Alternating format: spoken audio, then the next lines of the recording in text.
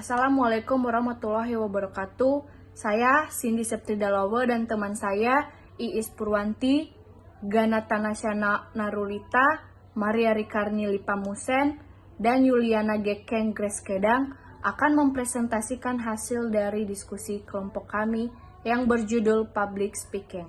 Berikut saya akan membacakan latar belakangnya. Seperti diketahui, public speaking dipahami sebagai teknik penyampaian pesan di depan publik. Secara keilmuan, public speaking sendiri merupakan bagian dari ilmu komunikasi. Hal ini dikarenakan komunikasi merupakan proses interaksi untuk berhubungan dari satu pihak ke pihak lainnya. Jika menilik dari lintasan sejarah, maka awal proses komunikasi berlangsung sangat sederhana, yaitu dimulai dari sejumlah ide yang abstrak atau pikiran dalam otak seseorang untuk mencari data atau menyampaikan informasi, kemudian dikemas menjadi sebuah pesan. Pesan tersebut kemudian dapat disampaikan baik secara langsung maupun tidak langsung. Salah satunya adalah dengan berkomunikasi di hadapan khalayak banyak yang dikenal sebagai public speaking. Public speaking merupakan salah satu kemampuan mutlak yang dibutuhkan di era global. Hal tersebut dipicu oleh tuntunan zaman dan teknologi yang ada sekarang ini yang memaksa individu untuk bisa bersaing meningkatkan kualitas diri. Letak pentingnya kemampuan public speaking tak terlepas dari definisi public speaking itu sendiri. Secara etimologis, public speaking terdiri dari kata public yang artinya kepada siapa kita akan berbicara, sementara speaking berarti bagaimana cara menyampaikannya. Semua orang mampu berbicara, namun hanya sebagian yang mampu menamu kata-kata menjadi bahasa yang indah dan menarik publik untuk mendengarnya. Jadi, secara sederhana, public speaking artinya kemampuan berbicara dengan melakukan permainan bahasa di depan khalayak. Public speaking adalah kemampuan berbicara di depan khalayak umum dengan tujuan menyampaikan pesan secara efektif. Hal ini meliputi pengorganisasian pikiran, pemilihan kata-kata yang tepat, penggunaan bahasa tubuh yang meyakinkan, dan penyesuaian gaya berbicara sesuai dengan audiens yang dituju. Dalam public speaking, penting untuk memiliki keterampilan berbicara yang baik, membangun koneksi dengan audiens, dan mengelola ketegangan serta kecemasan yang mungkin muncul. Selanjutnya adalah tujuan public speaking.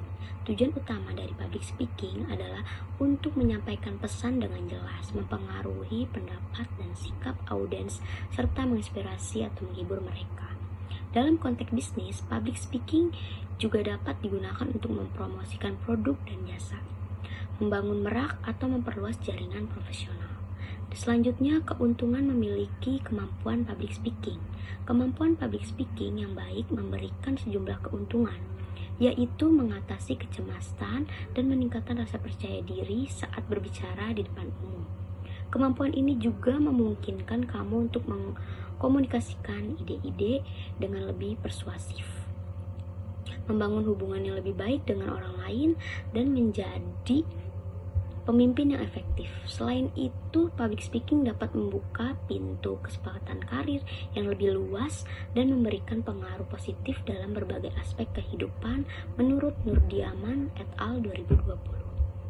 Selanjutnya yaitu metode public speaking. Yang pertama, metode impromptu atau ad libitum. Metode ini ialah cara melakukan public speaking tanpa adanya catatan atau naskah sama sekali. Metode ini dilakukan secara spontanitas dan biasanya dilakukan hanya oleh orang yang akan tampil mendadak.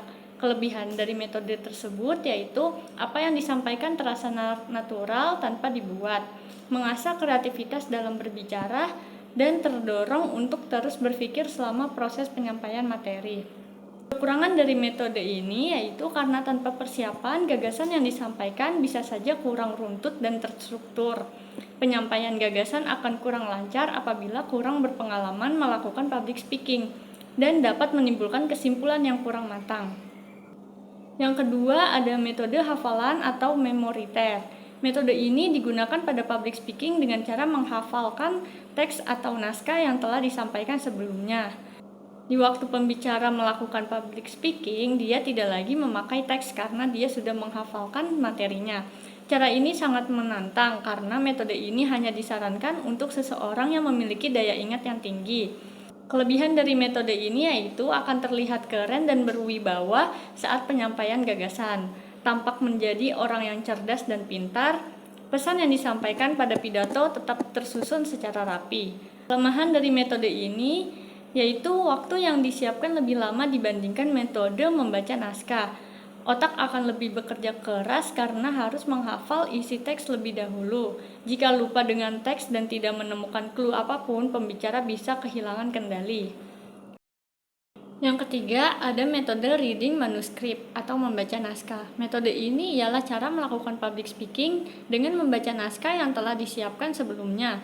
Metode ini pada umumnya digunakan untuk melakukan public speaking pada acara formal atau resmi.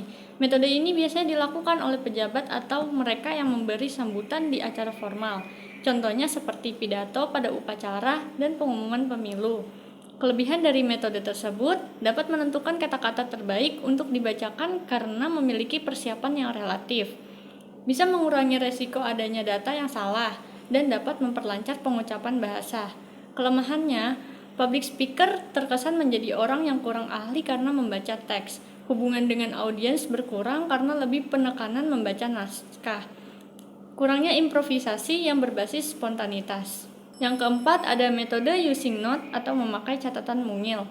Metode ini adalah metode yang paling direkomendasikan karena cocok untuk kebutuhan presentasi. Metode using note ini disebut metode penjabaran kerangka, yakni teknik berpidato dengan menjabarkan materi pidato yang terpola secara lengkap. Namun metode ini hanya bisa dipakai oleh orang yang sudah berpengalaman membutuhkan kecakapan dalam berbicara. Kelebihannya yaitu interaksi dengan audiens bisa terjaga dengan baik, audiens akan lebih tertarik karena apa yang disampaikan diubah sesuai dengan kebutuhan, dan kekurangan dari metode ini, apabila persiapan yang dilakukan terlalu terburu-buru, hal ini akan menyebabkan kurang maksimal. Pemilihan bahasa yang terlalu formal juga kemungkinan menyimpang dari outline. Berikut adalah beberapa contoh dari kegiatan public speaking. Yang pertama adalah presentasi. Presentasi merupakan kegiatan public speaking yang paling umum dilakukan. Presentasi bisa dilakukan pada berbagai situasi seperti di sekolah, di kantor, atau di acara-acara formal lainnya. Pada contoh gambar, seorang melakukan presentasi materi di kantor. Yang kedua adalah pidato. Pidato merupakan kegiatan public speaking yang lebih formal daripada presentasi. Pidato biasanya dilakukan dalam acara-acara resmi seperti upacara peringatan hari besar atau acara seremonial lainnya. Pada gambar, mantan Presiden Republik Indonesia Bapak Susilo Bambang Yudhoyono melakukan pidato pada sidang PBB. Yang ketiga, debat. Debat merupakan kegiatan public speaking yang melibatkan dua pihak atau lebih yang saling berargumen tentang sebuah topik.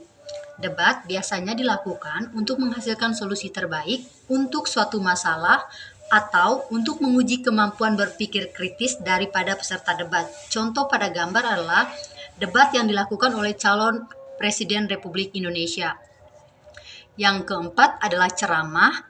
Ceramah merupakan kegiatan public speaking yang dilakukan oleh seorang pembicara untuk menyampaikan informasi kepada audiens. Ceramah biasanya dilakukan dalam acara-acara pendidikan atau acara-acara untuk meningkatkan kesadaran masyarakat tentang suatu isu tertentu. Pada contoh gambar, seorang ulama memberikan ceramah kepada masyarakat. Yang kelima adalah MC. MC merupakan singkatan dari Master of Ceremony, yaitu orang yang bertanggung jawab untuk memimpin suatu acara. MC biasanya melakukan kegiatan public speaking seperti presentasi, pidato, atau ceramah. Pada gambar itu terlihat seorang MC sedang memandu acara di suatu pernikahan. Kesimpulan dari public speaking adalah kemampuan berbicara secara efektif, membuka peluang untuk membangun koneksi, mempengaruhi audiens, dan meningkatkan keberhasilan dalam berbagai aspek kehidupan, termasuk dalam konteks bisnis. Dengan mengasah keterampilan public speaking, seseorang dapat menjadi pemimpin yang kuat, berkomunikasi dengan jelas, dan mencapai tujuan bisnisnya dengan lebih efisien. Sekian hasil presentasi dari kelompok kami. Wassalamualaikum warahmatullahi wabarakatuh.